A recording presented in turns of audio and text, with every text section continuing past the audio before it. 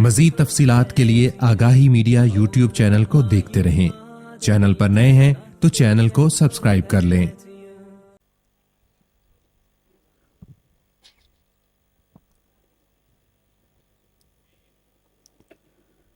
अस्सलामु अलैकुम वरहमतुल्लाहि वबरकातुह।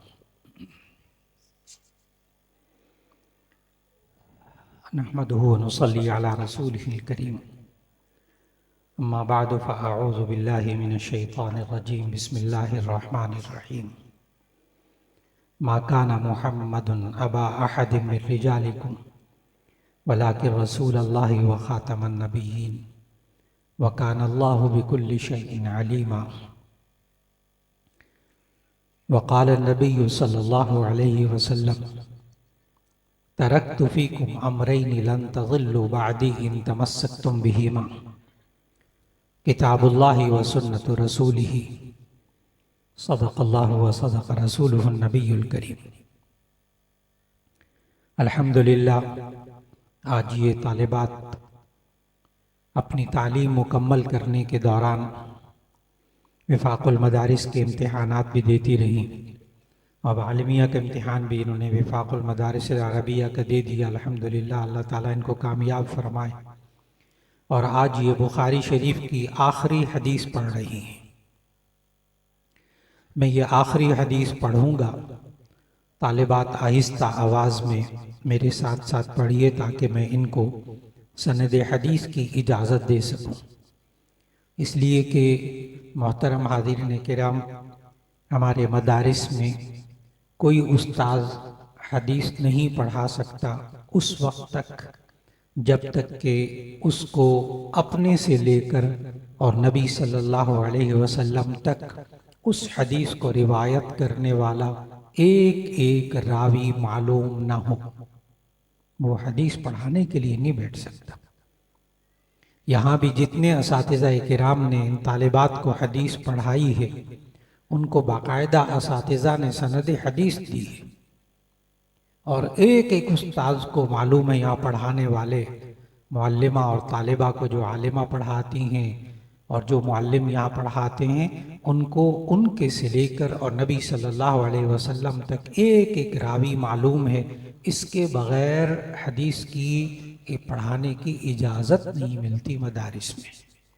जब वो यूँ कहते हैं ना नबी सल्लल्लाहु अलैहि वसल्लम ने फरमाया, तो फिर उसके पीछे पूरी कहानी होती है कि इस हदीस को किसने नबी सल्लल्लाहु अलैहि वसल्लम तक नकल किया। बड़ी अहम बात है जो मैं आपको बता रहा हूँ, ये मामूली बात नहीं है।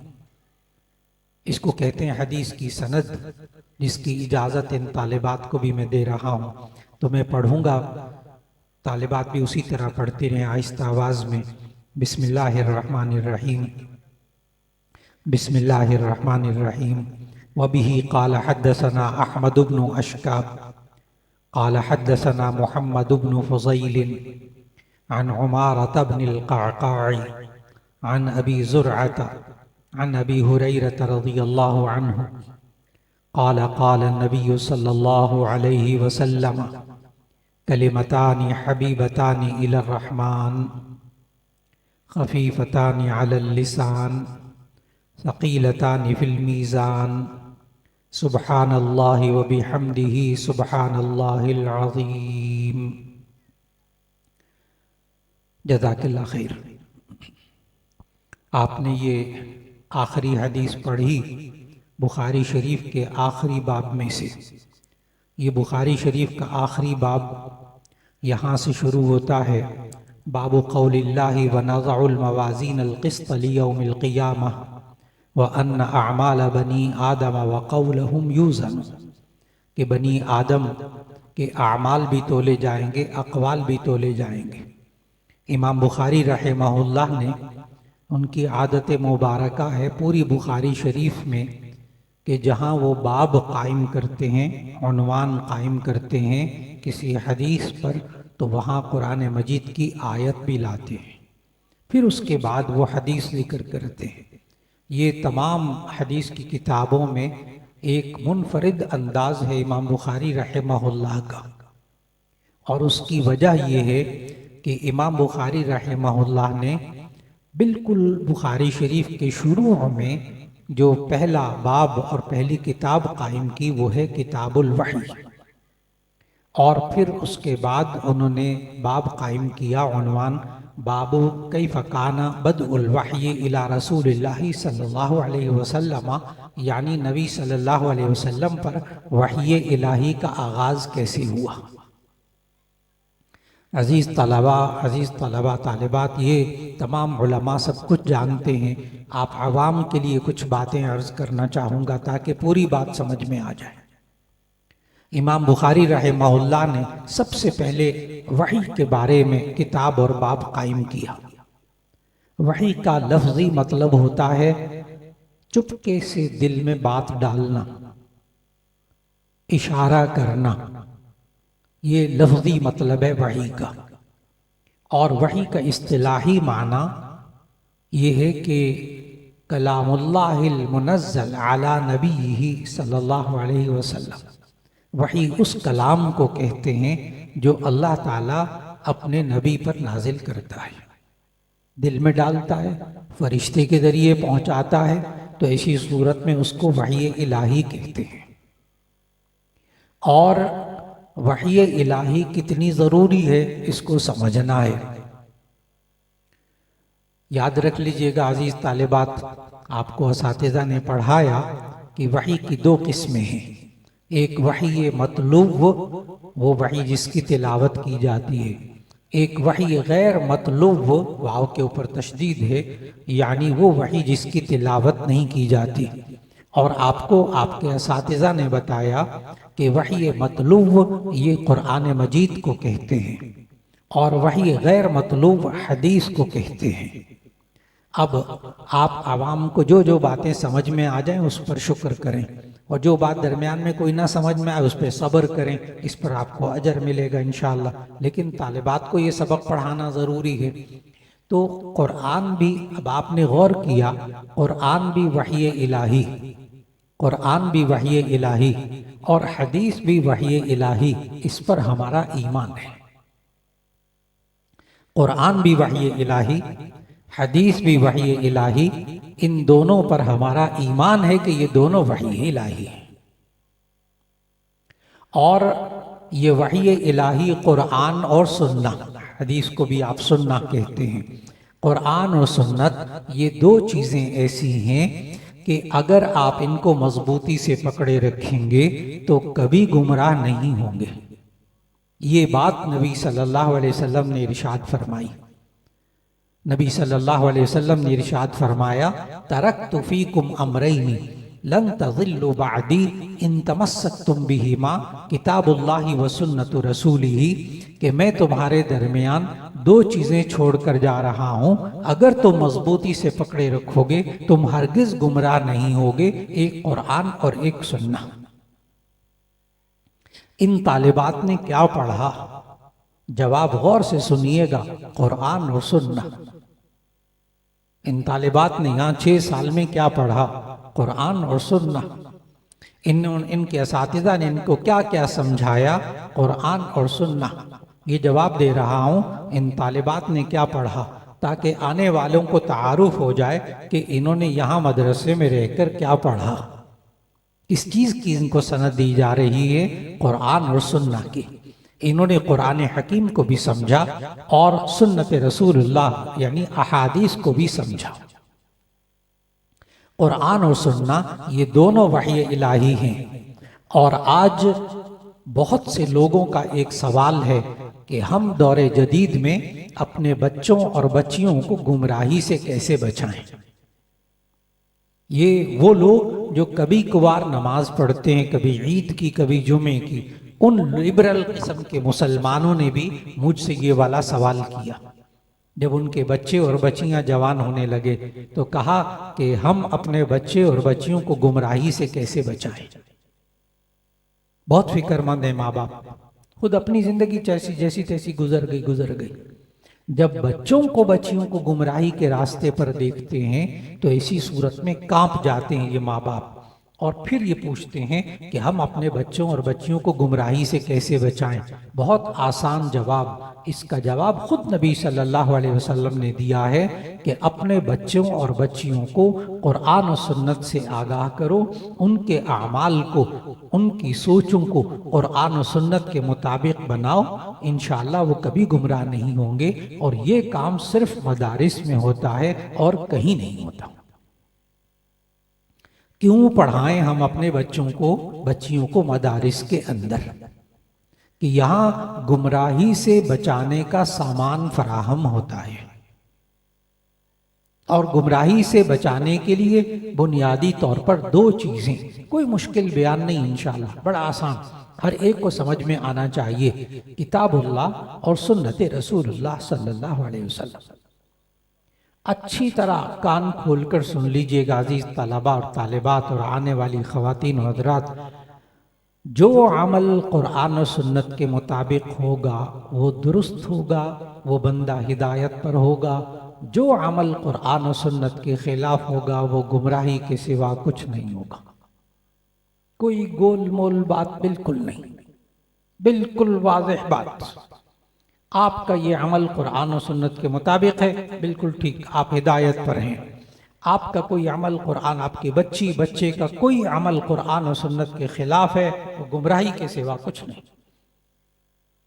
ये है ज़रूरत बच्चों और बच्चियों को गुमराही से बचाने के लिए हम क्या करें। ये बच्चियों ने पढ़ा है यहाँ, ये बच्चे जो कुरान मजीद की तिलावत सीखते हैं, ये भी गुमराही से बचाने का सामान है।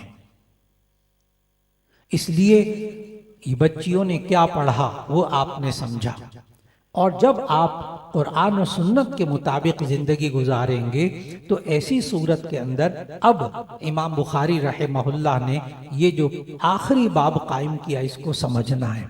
पहला बाब इमाम बुखारी रहमहुल्लाह ने कायम किया वही इलाही के बारे में, और बताया कि इस पूरी किताब के अंदर वही इलाही होगा, कुरान और सुन्नत, आयात भी ला रहे हैं, अहादीस भी ला रहे हैं, इसलिए कि दोनों वही इलाही, और वही इलाही के मुताबिक चलेंगे तो हिदायत मिलेगी, वही इलाही के खिलाफ चलेंगे गुमराही होगी। बहुत वाज़ेह बात, एक एक बारीक बारीक बात को समझना है इंशाअल्लाह।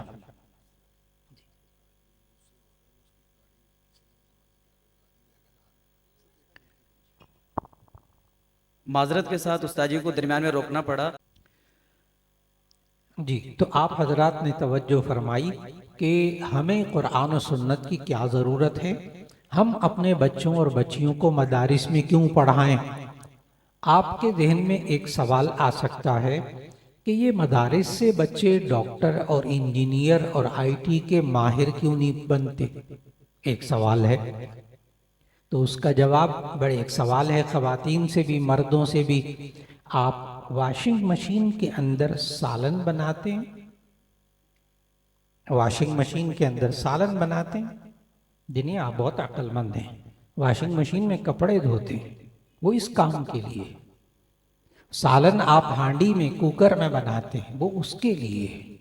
आप हांडी और कुकर के अंदर कपड़े नहीं उबालते। मदारिस डॉक्टर इंजीनियर बनाने की मशीन है ही नहीं, आप तवक्को क्यों रखते हैं इससे। ये तो हिदायत देने के लिए है, गुमराही से बचाने के लिए है। अगर वो ये काम नहीं कर रहे तो आप तनकीद कीजिए कि जी यहाँ मेरे बच्चों को पढ़कर हिदायत नहीं मिल रही, कुरान और सुन्नत की तालीम उनको नहीं मिल रही, ये बच्चे झूठ बोलते हैं, ये गलत बात करते हैं, झगड़ते हैं, माँ बाप का कहना नहीं मानते। आकर उस्तादों को शिकायत लगाए, क्योंकि जो बच्चा झूठ बोलता है वो गुमराही पर चल रहा, जो गालियां निकाल रहा वो गुमराही पर चल रहा, जो आपस में लड़ झगड़ रहे, नफरतें पैदा कर रहे, माँ बाप को दुख पहुंचा रहे, ये गुमराही के रास्ते। नमाज नहीं पढ़ रहा, गुमराही का रास्ता। मैंने भी मिसाल दी है गुमराही क्या चीज होती है। अल्लाह और उसके रसूल सल्लल्लाहु अलैहि वसल्लम के हुक्म के खिलाफ जिंदगी गुजारना गुमराही, अल्लाह और उसके रसूल सल्लल्लाहु अलैहि वसल्लम के हुक्म के मुताबिक जिंदगी गुजारना हिदायत। अल्लाह एक एक को हिदायत अता फरमाए। ये हिदायत दिलवाने के बाद आप बच्चों को डॉक्टर बनाए, इंजीनियर बनाए, कोई रुकावट नहीं। हाफिज बनाए, बच्चों को आलिम बनाए, उसके बाद इंजीनियर भी बनाए, डॉक्टर भी बनाए, आईटी का माहिर बनाए, कोई बात नहीं। बच्चा डॉक्टर बन जाए, इंजीनियर बन जाए, हिदायत पर रहेगा ना तो निजात पा जाएगा। और डॉक्टर इंजीनियर बनने के बाद हिदायत नहीं होगी ना, हिदायत समझ रहे हैं, अल्लाह और उसके रसूल सल्लल्लाहु अलैहि वसल्लम के अहकाम के मुताबिक जिंदगी गुजारना, बड़ी आसान सी बात है। और उनके अहकाम के खिलाफ चलना गुमराही। तो यहां मदारिस में क्या पढ़ाते हैं? हिदायत का सामान। आप इनसे तवक्को भी ना रखें कि ये डॉक्टर इंजीनियर बनाए। वो वॉशिंग मशीन वाली मिसाल ज़हन में रखनी है।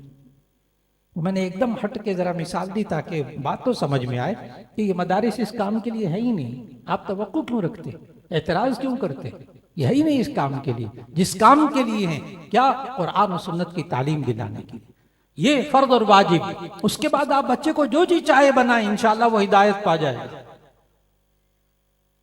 लिहाजा ये बच्चियां जो कुरान और सुन्नत की तालीम हासिल कर रही हैं और बुखारी शरीफ का आखिरी बाब पढ़ रही हैं, तो इमाम बुखारी रहमहुल्लाह ने सबसे पहला बाब कायम किया वही इलाही के बारे में कि कुरान और सुन्नत की वही इलाही, सारी बुखारी में वही इलाही। इसका फायदा क्या होगा? आखिरी बाब कायम किया इमाम बुखारी रहमहुल्लाह ने, बाब कौलिल्लाहि व नज़उल मवाज़ीन अल क़िस्त लियौमिल क़ियामा, कि हम, अल्लाह ने फरमाया, सूरह अंबिया की ये आयत नंबर 47 है कि व नज़उल मवाज़ीन अल क़िस्त लियौमिल क़ियामा, हम क़यामत के दिन मीज़ान अमल, तराजू, आमाल को तराजू तोले जाएंगे उसमें। और उसमें क्या क्या तोला जाएगा क़यामत के दिन? फरमाया व अन्ना अमाल बनी आदम व क़ौलहुम यूज़न, बनी आदम के अमाल भी तोले जाएंगे, अक़वाल भी तोले जाएंगे। आमतौर पर यही समझा जाता है हमारे नामा अमाल में ना, ये नमाजें, रोज़े, ज़कात, हज, ये तोले जाएंगे। और ये जो हम सारा दिन बोलते रहते हैं ना, ये नहीं तोला जाएगा। इमाम बुखारी रहमहुल्लाह ने पता क्या कहा? व अन्ना अमाल बनी आदम व क़ौलहुम यूज़न, बनी आदम के अमाल भी तोले जाएंगे, अक़वाल भी तोले जाएंगे। ये जो हम सारा दिन बोलते हैं ये भी तोला जाएगा। लिहाजा हमें अपने कौल को भी दुरुस्त करना होगा, हमें अपने अमल को भी दुरुस्त करना होगा। अपने अमल को भी दुरुस्त, अमल क्या होता है? जवाब बहुत अच्छी तरह एक एक को समझ में आना चाहिए, बच्चों को भी। दुरुस्त अमल क्या होता है? जो कुरान और सुन्नत के मुताबिक। गलत अमल कौन सा होता है? जो कुरान और सुन्नत के खिलाफ है। दुरुस्त कौल कौन सा होता है? बात, दुरुस्त बात कौन सी होती है? जो कुरान और सुन्नत के मुताबिक। बुरा अमल, बुरी बात कौन सी होती है? बुरा कौल कौन सा होता है? जो कुरान और सुन्नत के खिलाफ। तो इंसान के बोल भी तोले जाएंगे। ये जो बोलता है इंसान, ये भी तोला जाएगा। इसलिए इंसान को अपने मुंह से दुरुस्त बोल निकालने चाहिए, दुरुस्त अल्फाज निकालने चाहिए। और फिर इमाम बुखारी रहमहुल्लाह एक हदीस लेकर आए। अब आपने बड़े गौर से समझना है, इंसान के आमाल भी तोले जाएंगे, अक़वाल भी तोले जाएंगे। इंसान को अपने बोल को भी दुरुस्त करना है। ये इंसान अपने बोल को दुरुस्त कर ले तो इसका एक मुआशरे में, आखिरत में तो फायदा है, इसका जिंदगी के अंदर भी फायदा है। बोल को दुरुस्त कर लीजिए, अपनी जुबान को दुरुस्त कर लीजिए। हम अपनी जुबान को कैसे दुरुस्त करें? इसके लिए अल्लाह ताला ने सूरतुल अहज़ाब की आयत नंबर 40 में एक हुक्म दिया, या अय्युहल्लज़ीना आमनुत्तकुल्लाह वक़ूलू क़ौलन सदीदा, ए ईमान वालो अल्लाह से डरो और अपने कौल को दुरुस्त कर लो। क़ूलू क़ौलन सदीदा, सीधी बात कहो, गलत बात ना कहो। ये सीधी बात क्या होती है, गलत बात क्या होती है, बड़े गौर से समझना है। आज के दर्स को एक एक को समझ में आना चाहिए इंशाअल्लाह। अल्लाह ताला ने कुरान मजीद के अंदर इंसान जो जुबान से कलिमात निकालता है ना, बोल, इसके 10 ऐब बताए हैं कुरान मजीद के अंदर। 10 ऐब, 10 बुराइयां बताई हैं। अगर एक बुराई भी उस बोल के अंदर, उस जुबान के अंदर होगी ना, तो वो बोल दुरुस्त नहीं होगा। 10 ऐब इंसान की जुबान में, बड़े आसान आसान बातें। या अय्युहल्लज़ीना आमनुत्तकुल्लाह वक़ूलू क़ौलन सदीदा, ए ईमान वालो अल्लाह से डरो, अपने बोल को दुरुस्त कर लो, क्योंकि ये अभी हमने बुखारी शरीफ के सबक में पढ़ा, व अन्ना अअमाल बनी आदम व क़ौलहुम युज़नु, बनी आदम के अमाल भी तोले जाएंगे, अक़वाल भी तोले जाएंगे, ये बोल तोले जाएंगे। अब दुरुस्त बोल कौन सा? जिसके अंदर 10 ऐबों में से एक ऐब भी ना पाया जाए। यहां अल्लाह ने सच बोलने को नहीं कहा, अब तवज्जो से बातों को सुनना है। यहां अल्लाह ने सच बोलने को नहीं कहा, उसके लिए और आयतें और हदीसें हैं। झूठ बोलना बुरी बात है, सच बोलना अच्छी बात है, सबको पता है। लेकिन यहां अल्लाह ने कहा कि जो बोल बोलो दुरुस्त बोल बोलो, इसलिए कि कभी कभी इंसान सच बोलता है और अल्लाह नाराज हो जाता है। बड़े गौर से बातों को सुनना है। कभी कभी इंसान सच बोलता है, अल्लाह नाराज हो जाता है। कैसे? गीबत में इंसान हमेशा सच बोलता है। ये बैठकर आराम से सोचिएगा मैंने क्या कहा। गीबत में इंसान हमेशा सच बोलता है, इसलिए कि गीबत की तारीफ यह है। गीबत किसे कहते हैं? किसी इंसान के अंदर बुराई हो, फिर उसकी गैर मौजूदगी में वो बुराई बयान की जाए तो इसे गीबत कहते हैं। और अगर वो बुराई उस बंदे के अंदर ना हो, फिर कहा जाए कि फलां के अंदर ये बुराई है, तो ये गीबत नहीं है, ये तो तोहमत है, बहतान है। उसके अंदर बुराई है नहीं।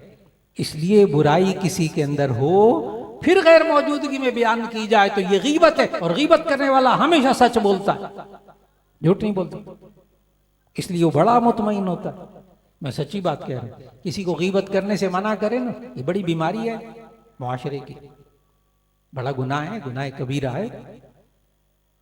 अल्लाह ने सूरह हुजुरात में मना किया है, ला यग़्तब बाज़ुकुम बाज़ा अयुहिब्बु अहदुकुम अन याकुल लहमा अखी मैतन। तुम एक दूसरे की गीबत ना किया करो। क्या तुम पसंद करते हो अपने मुर्दा भाई का गोश्त खाओ? इतना बड़ा गुनाह। इसलिए कभी कभी इंसान सच बोलता है, दूसरे का दिल टूट जाता है। कभी कभी घर के अंदर ना खातून सच बोलती, घर को आग लग जाती है, और पता आगे से क्या कहते हैं, हमने सच बोला है, अल्लाह की बंदी सच बोला, लेकिन ये बोल दुरुस्त नहीं था। गीबत करने वाला भी सच्चा बोलता है, लेकिन वो गलत बोल होता है। हर जगह सच अच्छा नहीं, सच भी अल्लाह के हुक्म के मुताबिक बोलिए। अब आपका जवान बच्चा हो, बड़ा मोहतात होकर सुनिएगा मेरे बयान को। जवान बच्चा हो, 3-4 अपने दोस्तों के साथ खड़ा हो, अब्बा जी आए माशाल्लाह नमाजी 5 वक्त के, उन दोस्तों के सामने खड़े होकर जवान बच्चे के बारे में कहते हैं देखो ये नमाज नहीं पढ़ता। अब वो जवान बच्चा जो है वो घर आकर बाप के साथ बदतमीजी करता है, कहते हैं आपने मेरे सामने, मेरे दोस्तों के सामने मुझे जलील कर दिया। हालांकि बात बिल्कुल सच्ची थी कि नमाज नहीं पढ़ता, लेकिन दोस्तों के सामने जलील करने की क्या जरूरत थी? जवान बच्चों के सामने बहुत मोहतात हो जाए, जवान बच्चियों के लिए बहुत मोहतात हो जाए, अपनी जुबान को सोच समझ कर इस्तेमाल करें। सच बोलना है, ढंग से बोले, सोचें अल्लाह और उसके रसूल ने यहाँ इजाजत दी है सच बोलने की। घर उजड़ जाते हैं, कहते हैं हमने सच बोला, अल्लाह के बंदे वो घर उजड़ने का सारा गुनाह तुझे हुआ है। बड़ी तवज्जो से सुनिएगा। 8-10 बीमारी, कुल 10 बीमारियां जुबान की, जिसमें से 2 मैंने जिक्र करनी अभी, फिर दोहराता हूं। 10 बीमारियां हैं जुबान की, अगर उसमें से एक भी हो गई वो घर में फसाद होगा। नंबर 1 झूठ। जब बोले इंसान, खवातीन हज़रात बड़ी तवज्जो से, जब बोले सच बोले, झूठ जुबान से ना निकले, ये दुरुस्त बोल नहीं होगा। नंबर 1 झूठ। नंबर 2 गीबत। अभी बताइए कुरान मजीद की आयत, इस सारे कुरान मजीद में झूठ के बारे में भी लानतुल्लाहि अलल काज़िबीन, झूठों पर अल्लाह की लानत होती है, कभी उसमें खैर होती नहीं। नंबर 2 गीबत, जुबान से न निकले वरना ये दुरुस्त बोल नहीं होगा। नंबर 3 बहतान तराशी, तोहमत। कुरान मजीद में सूरह नूर की आयत नंबर 3 के अंदर हद्द क़ज़फ़ बयान हुई है, तोहमत लगाने वाले की सजा। वल्लज़ीना यरमूनल मुहसनाति सुम्मा लम यातू बिअरबअति शुहदा फजलिदूहुम 80 जल्दा वला तक़बलू लहुम शहादतन अबदा। कोई झूठी तोहमत लगाए उसके 80 कोड़े लगाओ। 80 कोड़े, तो कम अज कम वो 80 बार सोचेगा तोहमत लगाने से, काश ये आयत किसी इस्लामी मुल्क के अंदर नाफिज हो जाए। इस्लामी जमहूरिया पाकिस्तान के अंदर ये आयत नाफिज हो जाए, तोहमत की सजा अल्लाह ने बयान की, इसको हद क़ज़फ़ कहते हैं, उलमा जानते हैं। 80 कोड़े। अब कोई कहेगा किसी ख्वाब जो है पाकीज़ा औरत पर तोहमत लगाएगा? यहाँ तो अखबारात में भी आ जाता है, मीडिया में भी आ जाता है, बाद में मिट्टी डाल देते हैं, पता ही नहीं लगता। झूठ उसकी जुबान में ना हो, गीबत उसकी जुबान में ना हो। नंबर 3 तोहमत ना हो। नंबर 4 चुगलखोरी, चुगलखोरी ना हो। चुगलखोरी इधर की बात उधर पहुंचाना ताकि दोनों में लड़ाई हो जाए। चुगलखोरी में भी इंसान सच बोलता है, वही इधर की बात उधर पहुंचा दी। जैसे घरों में होता है ना, शादी हो गई, अच्छी बात भी किसी दूसरे तक पहुंचाएंगे ना कि इन दोनों के दरमियान लड़ाई हो जाए, इसे चुगलखोरी कहते हैं। और नबी सल्लल्लाहु अलैहि वसल्लम ने फरमाया ला यदखुलुल जन्नत नम्मामुन, चुगलखोर जन्नत में दाखिल ही नहीं होगा। ये लोगों को लड़ाता फिरता था, ये जन्नत में जाएगा ही नहीं। कुरान मजीद में भी है हल्लाफिम मश्शाइम बिनमीम, नमीम चुगलखोर, ये जन्नत में नहीं जाएगा। शादी हो गई, शादी के बाद दुल्हा ने दुल्हन को एक सूट ला कर दिया। गर्मी का मौसम आ रहा ना, लॉन का अच्छा सा सूट ला कर दिया। अच्छी बात, बुरी बात? अच्छी बात, दुल्हन को सूट ला कर देना। लेकिन जो दुल्हा की बहन है वो अपनी माँ को, जो दुल्हा की भी माँ है, तो दुल्हन जो है उसको लाकर एक सूट दिया। तो अब दुल्हा की बहन जाकर दुल्हा की माँ को, अपनी माँ को कहती मोहतरमा के लिए सूट आया है। समझ गए आप? बुरा जुमला, अच्छा जुमला? अच्छा जुमला, सही बात है, सच्चा है। लेकिन क्यों? माँ पहले तेरे लिए सूट आता था, अब किसी और के लिए आया, तेरे लिए नहीं आया, अब होगी लड़ाई। यह है चुगलखोरी। अच्छी बात भी दूसरे तक पहुंचाएं, सही बात भी दूसरे तक पहुंचाएं, मकसूद दोनों में लड़ाई हो, इसको चुगलखोरी कहते हैं। आज मुआशरा इसमें बहुत मुब्तला है, कई घर उजड़ जाते हैं सिर्फ इन बातों की वजह से।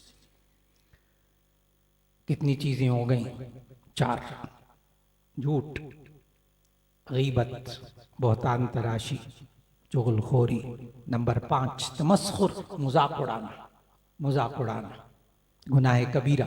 सूरह हुजुरात या अय्युहल्लज़ीना आमनू ला यस्खर कौमुम मिन कौमिन असा अन यकूनु खैरम मिनहुम।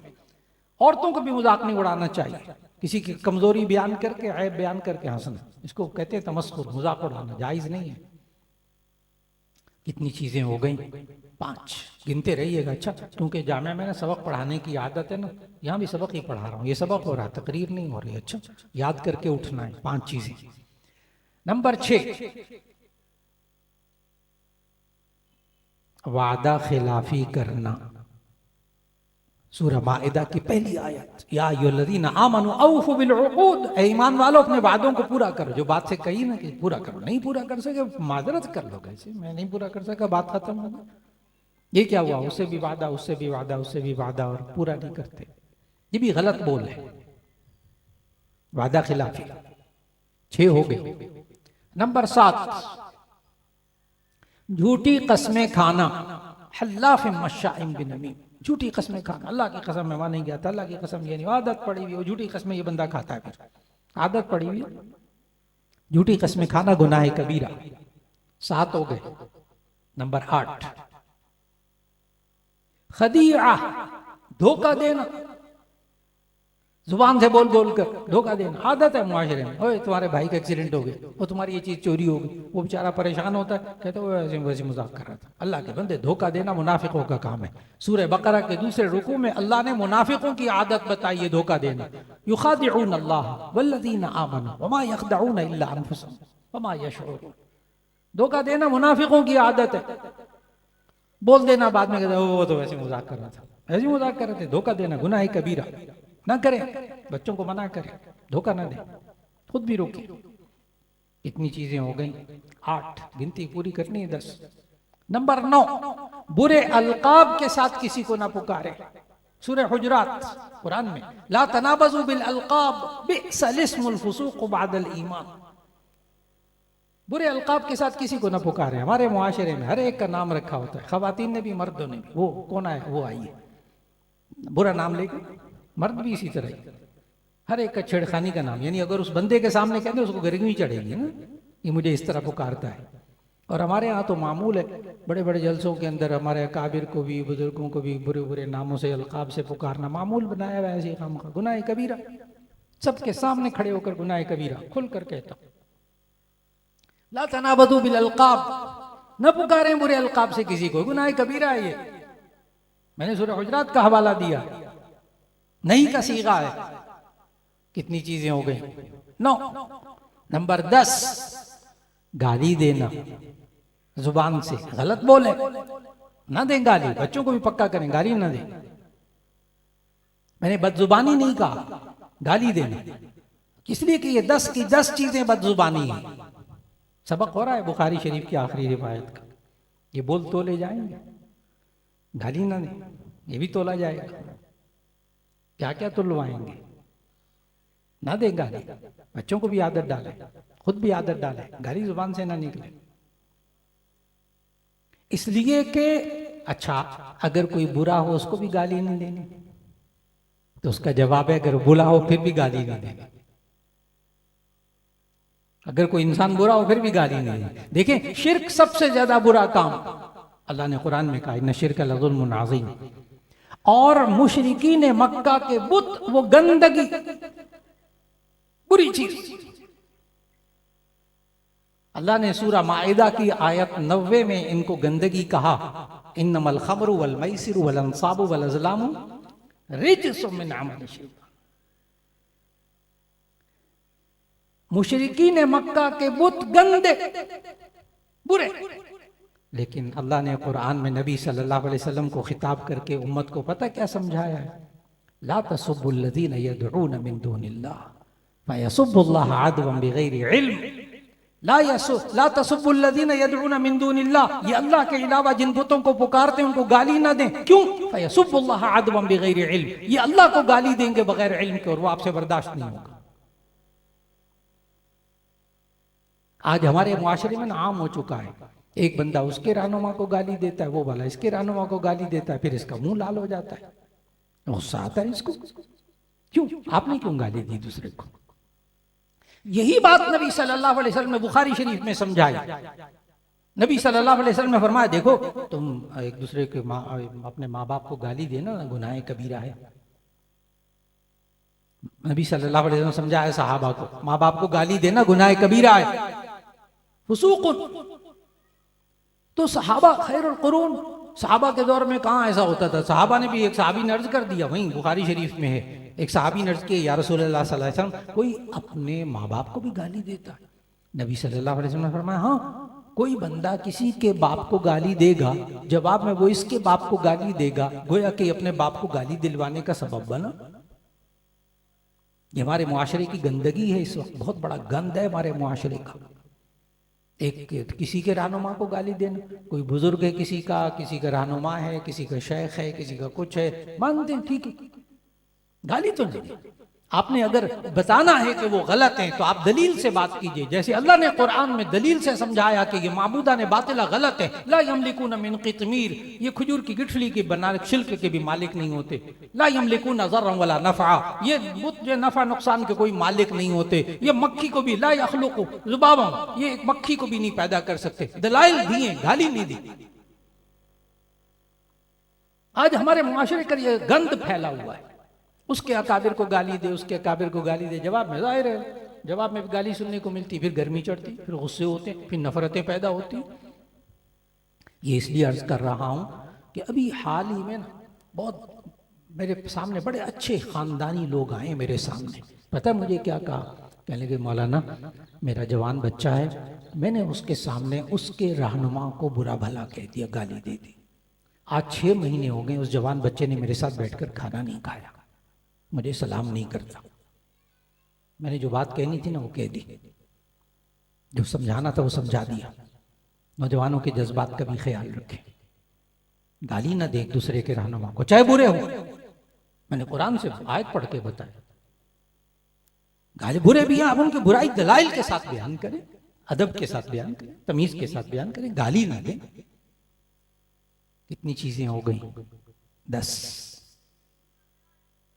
और आप गौर से सुनिएगा आयत फिर दोबारा, सूरह अहज़ाब की आयत 40, अगर हम अपने बोल को दुरुस्त कर लें, ख़वातीन और हज़रात, ख़वातीन भी गौर से सुने, मर्द भी गौर से सुने, अगर हम अपने बोल को दुरुस्त कर लें, क्या होगा? आखिरत में तो जो होगा सो होगा, दुनिया में क्या होगा? आयत पढ़ने लगा हूं। अल्लाह ताला ने फरमाया, या अय्युहल्लज़ीना आमनुत्तक़ुल्लाह व क़ूलू क़ौलन सदीदा युस्लिह लकुम अअमालकुम।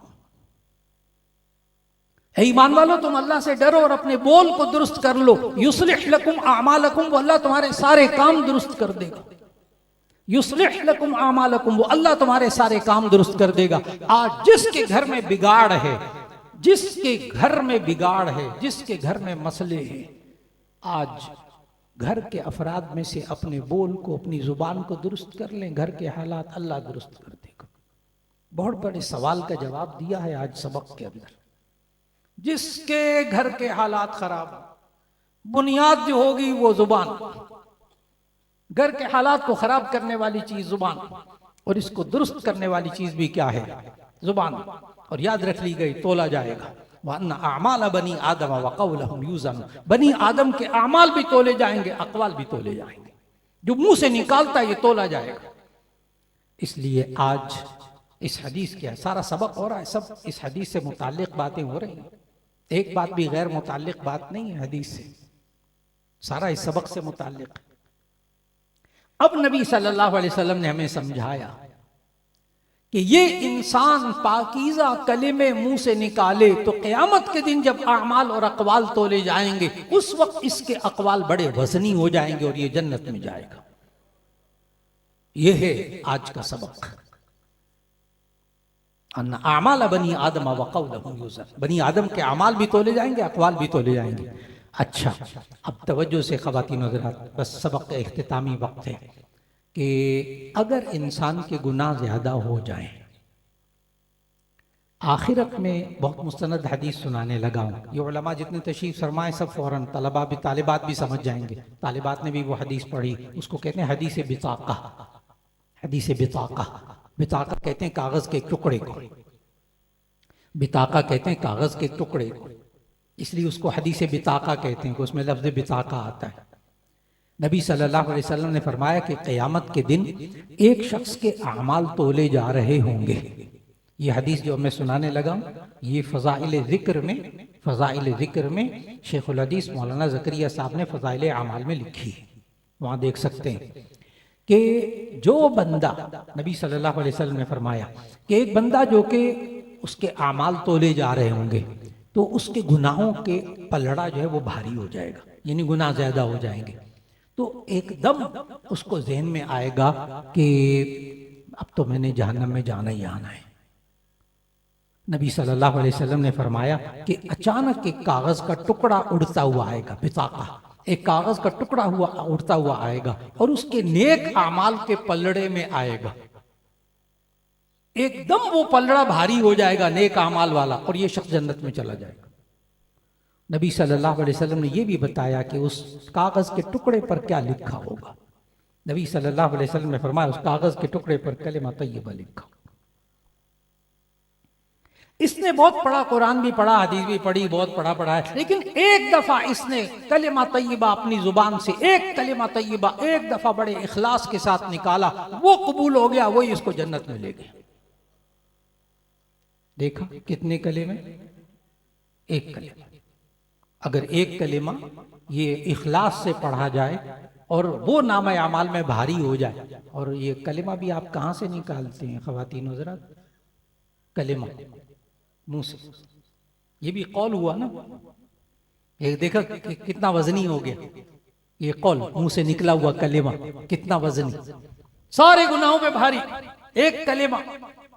जब एक कलिमा इतना वजनी है, अब मैं हदीस पढ़ने लगा हूँ, तालिबात भी गौर से, उलमा तो खैर सब मालूम उनको। अन अबी हुरैरा रज़ियल्लाहु अन्हु क़ाल क़ाल नबी सल्लल्लाहु अलैहि वसल्लम कलिमतानि हबीबतानि इलर रहमान खफीफतानि अलल लिसान सक़ीलतानि फिल मीज़ान सुब्हानल्लाहि व बिहम्दिही सुब्हानल्लाहिल अज़ीम। हदीस का तर्जुमा करने लगा हूँ। नबी सल्लल्लाहु अलैहि वसल्लम ने फरमाया, कलिमतानी हबीबतानी इला रहमान, दो कलिमे रहमान को बहुत ज़्यादा महबूब हैं। खफीफतानी अलल लिसान, ज़ुबान पर बहुत हल्के हैं। सकीलतानी फिल मीज़ान, और मीज़ान अमल में बड़े वज़नी हैं। कितने कलिमे? नबी सल्लल्लाहु अलैहि वसल्लम फरमा रहे हैं, दो कलिमे अल्लाह को बहुत महबूब हैं, और ये दो कलिमे मीज़ान अमल में बड़े वज़नी होंगे। समझ गए? जब मीज़ान अमल में अक़वाल और अमाल तोले जाएंगे तो ये दो कलिमे बड़े वज़नी होंगे। और अगर ये दो कलिमे आज यहाँ इस जामिया में ख़त्म बुखारी, तकमील बुखारी के मौके पर सब ख़वातीन आहिस्ता आवाज़ में पढ़ें, मर्द ज़रा ऊंची आवाज़ में पढ़ें। कोई मर्द खाली नहीं होना चाहिए, कोई बच्चा नहीं होना चाहिए ऐसा जो ये दो कलिमे ना पढ़े। आज इखलास के साथ ये दो कलिमे पढ़ लें, इंशाअल्लाह क़यामत के दिन अगर ये दो कलिमे भी भारी हो गए ना तो अल्लाह आज की नशिस्त को निजात का ज़रिया बना देगा इंशाअल्लाह। इसलिए मेरे साथ साथ आप ये दोनों कलिमे पढ़ें 3 मरतबा। सुब्हानल्लाहि व बिहम्दिही, सुब्हानल्लाहिल अज़ीम, सुब्हानल्लाहि व बिहम्दिही, सुब्हानल्लाहिल अज़ीम, सुब्हानल्लाहि व बिहम्दिही, सुब्हानल्लाहिल अज़ीम। व आखिरु दावाना अनिल हम्दुलिल्लाहि रब्बिल आलमीन।